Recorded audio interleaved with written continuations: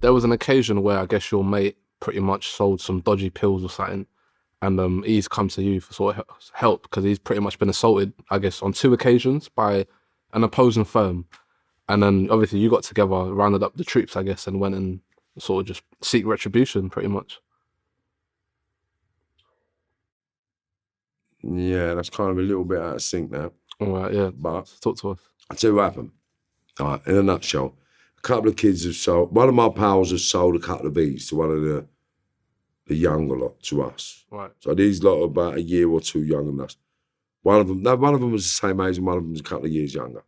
So they've come back to my pal and said that they want their money back because the ease wasn't what they wanted, right? So my pal said, you ain't getting your money back. Fuck off. Then it's kicked off. So in a couple of times it's gone pear-shaped. And then it came a tit for tat between their group and our group. And then one day, it wasn't one day, it was one weekend. This little firm went to my mate's Bob's house. They went to Pat's house and Finn's house, right? So they went one Grafton Road, one Boss Avenue. And they've spat in Pat's mum's face and they've threw a brick through Finn's mum's window, right? And then they beat up Finn and his wife in Finchley Road and put them both in hospital. So I've gone mad over that, right? So I'm telling my pals, this can't happen, it's a fucking liberty. So one night I'm driving down Haverstock Hill, and I got to the bottom of Haverstock Hill and there's a big club on the corner called the Randas. It's a theatre now. But it was a derelict building they called the Randas. So one of the youngsters come running out of there, flagged me down and told me that they're all the enemies in this place. So I've gone round my mate's house, picked up a couple of my mates, bottle of ammonia, baseball bat, and the bayonet. So we've gone back to the Randas, gone back in. As we've gone in, one of my mates is really skinny with a bandana. So I got him to walk in and just douse them all with ammonia. Make sure they all get done with ammonia, right? And then I've gone in and I've got the main ones on the floor that we need.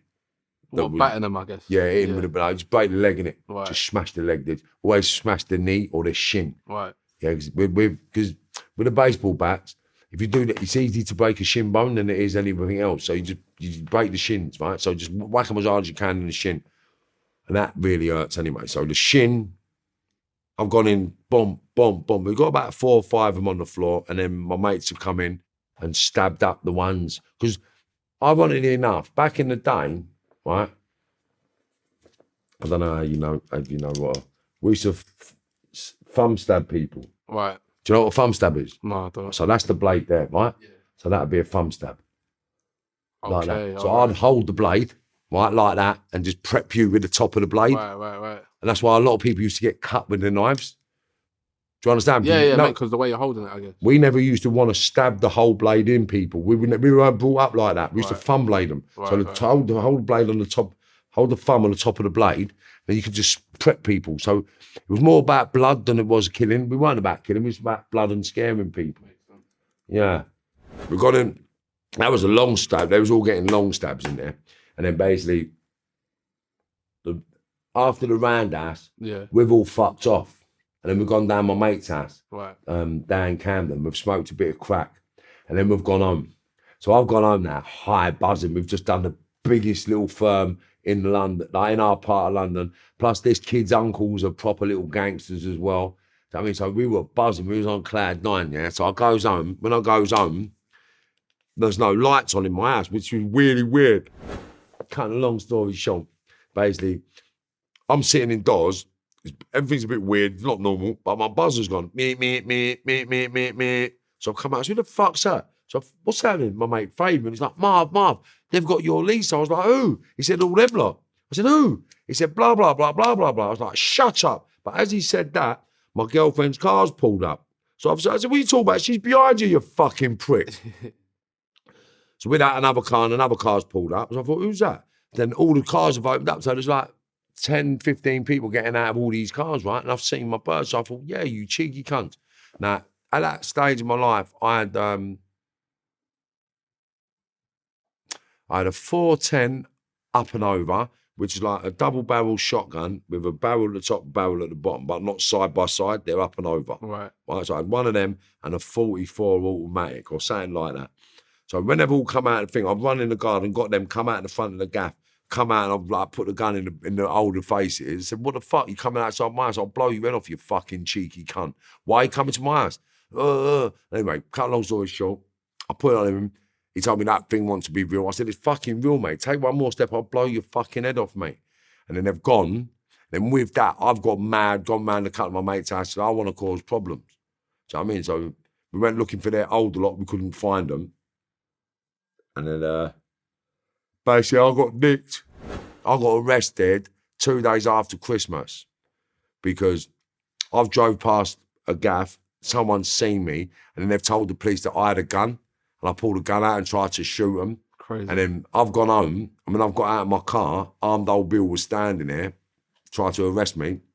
I've run, and when I've gone and got away, they've caught me again later down out the back, laid me down, they've nicked me. And when they've searched the area, they found the guns that I had from a couple of weeks ago, and then they sort of made a case of me trying to shoot and kill a bouncer. Right. But it wasn't the truth, and I got not guilty on that as well. Decent. And so there was an occasion where you yourself was shot 5 times, I believe. 2 of those bullets pretty much hit your face. Now one went in there. Yeah. And the other one went in the eye. Right. So you lost an eye basically. Yeah. Right. So talk to us about... Lost an eye, but saw more clearly. So talk to us about that occasion where you actually got shot. The lead up to it or just the shooting? Yeah, the lead up pretty much, yeah. Right, so I'm in Spain. I'm flying about like a lunatic, like doing anything you can possibly do in the drug game to get in front. There wasn't anybody I wasn't working with. There wasn't anything I wasn't doing. I fell out with a couple of people over there. And basically what had happened is, so the story that's out there, this is what it was all over, right? So basically, I had a guy working for me. He was a driver, but he was an efficient, punctual, very reliable fella. So I really liked these qualities. Right. So I overlooked everything else.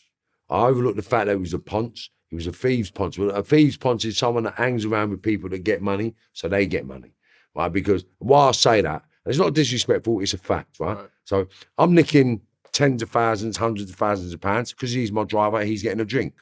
So I'm giving him money, yeah?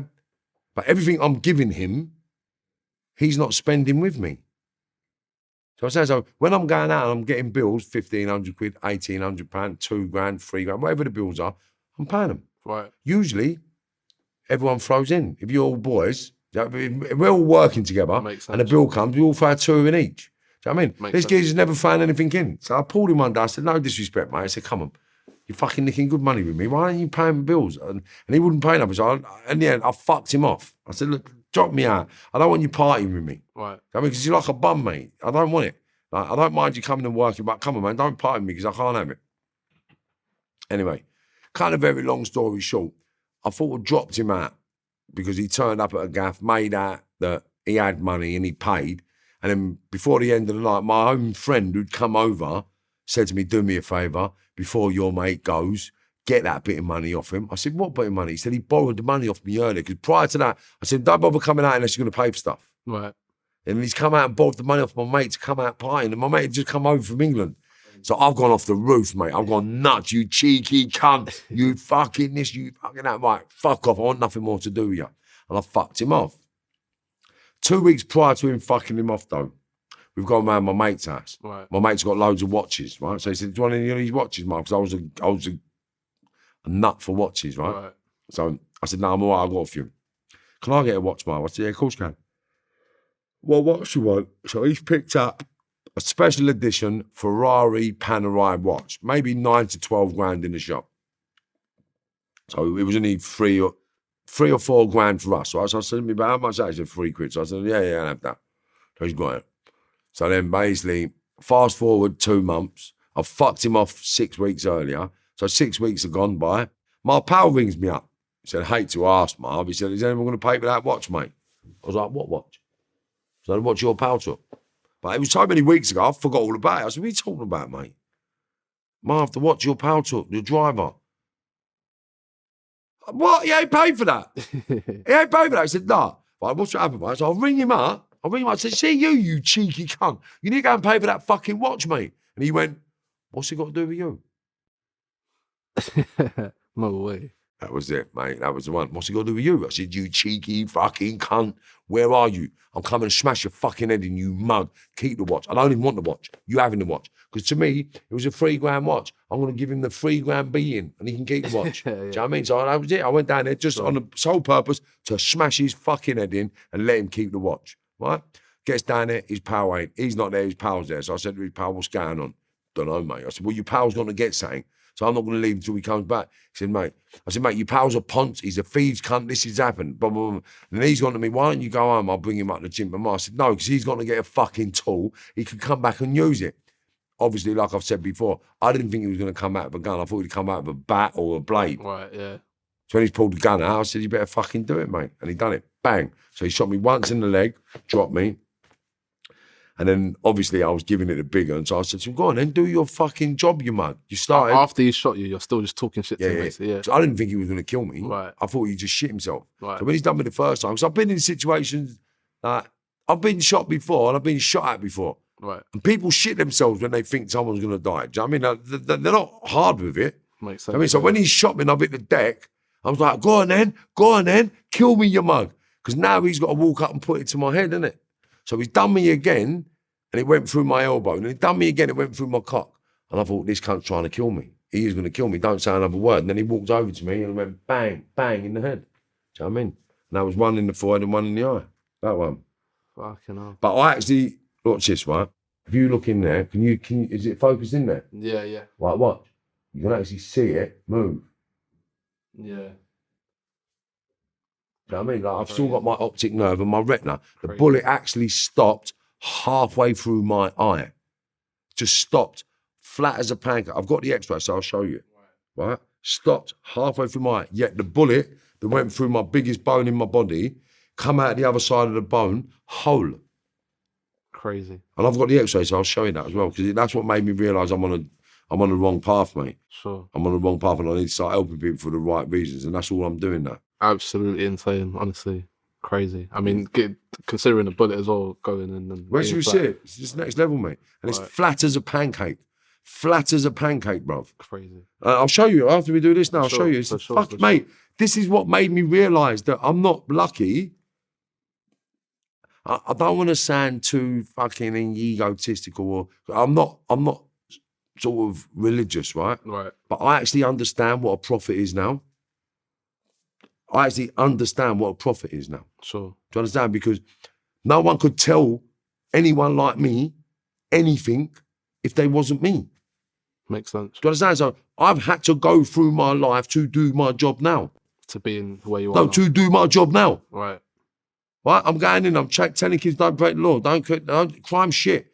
Get an education. Get a deplete. And what I'm doing, I'm encouraging people to become millionaires and billionaires, right? I'm going to help them through developing business infrastructures, yeah? Corporate investments, right? Corporate investment parcels I'm looking for. So I'm looking for everyone with the greatest idea. I've got a network to put together the right plans and the right strategies, the right investment packages. And we're gone, bruv. I'm having small percentages of everything. Quality. Nice. Come on, 2% I want for investment. That's it, bam. And then I'll go have that 2%, 5% for the rest of my life, mate. My kids will get that, their kids will get that, and their kids and kids after that will get that. Definitely. And in 150 years' time, we'll have the sickest hedge funds on the planet as well. 100%. No, I salute it, definitely. But as you said, you know, you did manage to get to a point where you wanted to change your life and change for the better. I've always wanted to change. Sure. Always wanted to change. Sure, but I've just done what I had to do to get out. Sure. And now I realised when I was older, yeah, that I'd been lied to, I'd been groomed, and I'd been abused, right? By all my older lot. And all they'd done was manipulate me so they could all benefit, whether I was in prison or not, or dead. Fortunate enough for me, I never got killed, but I do know plenty of young men out there that have been killed because they're out there protecting their elders and doing things for their elders and going out there for their elders. Most of them are doing fucking life for their elders right now. Very true. I mean, there's no one sitting in prison for me right now. Sure. No one. Because I've done all my own dirt.